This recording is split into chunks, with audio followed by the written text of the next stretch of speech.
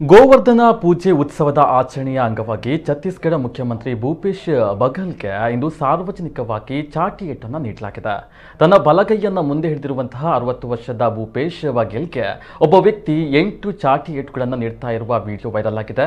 ಛತ್ತೀಸ್ಗಢದ ಮುಖ್ಯಮಂತ್ರಿ ಭೂಪೇಶ್ ಬಘೇಲ್ ಅವರು ದುರ್ಗದಲ್ಲಿ ಗೋವರ್ಧನ ಪೂಜೆಯ ಆಚರಣೆಯ ಅಂಗವಾಗಿ ಚಾಟಿಯಿಂದ ಹೊಡೆಸಿಕೊಂಡಿದ್ದಾರೆ. ಈ ಆಚರಣೆ ಜಂಗೀರಿ ಎಂಬ ಗ್ರಾಮದಲ್ಲಿ ನಡೀತಾ ಇದ್ದು ಬಘೇಲ್ ಪ್ರತಿ ವರ್ಷ ಭೇಟಿಯನ್ನು ನೀಡುತ್ತಾರೆ. ಕಳೆದ ವರ್ಷದವರೆಗೆ ಬೀರೇಂದ್ರ ಠಾಕೂರ್ ಅವರ ತಂದೆಯೇ ಈ ರೀತಿ ಮಾಡ್ತಾ ಇದ್ರು ಎಂದು ಬಘೇಲ್ ಭಾಷಣದಲ್ಲಿ ಹೇಳಿದ್ದಾರೆ. ಈಗ ಭರೋಸಾ ಠಾಕೂರ್ ಅವರ ಮಗ ಈ ಸಂಪ್ರದಾಯವನ್ನು ನಡೆಸ್ತಾ ಇದ್ದಾನೆ. ನಮ್ಮ ಪೂರ್ವಜರು ಈ ಸಿಹಿಯಾದ ಪುಟ್ಟ ಸಂಪ್ರದಾಯವನ್ನು ಹೊಂದಿದ್ರು. ಅದು ನಮಗೆ ಬಹಳ ಜನಪ್ರಿಯವಾಗಿದೆ ಮತ್ತು ನಮಗೆ ಬಹಳಷ್ಟು ಸಂತೋಷವನ್ನು ನೀಡುತ್ತದೆ. ಹಳ್ಳಿಗಳಲ್ಲಿನ ಈ ಆಚರಣೆಗಳು ರೈತರ ಒಳಿತಿಗಾಗಿ ಆಗಿದೆ ಎಂದು ಮುಖ್ಯಮಂತ್ರಿ ಹೇಳಿದ್ದಾರೆ.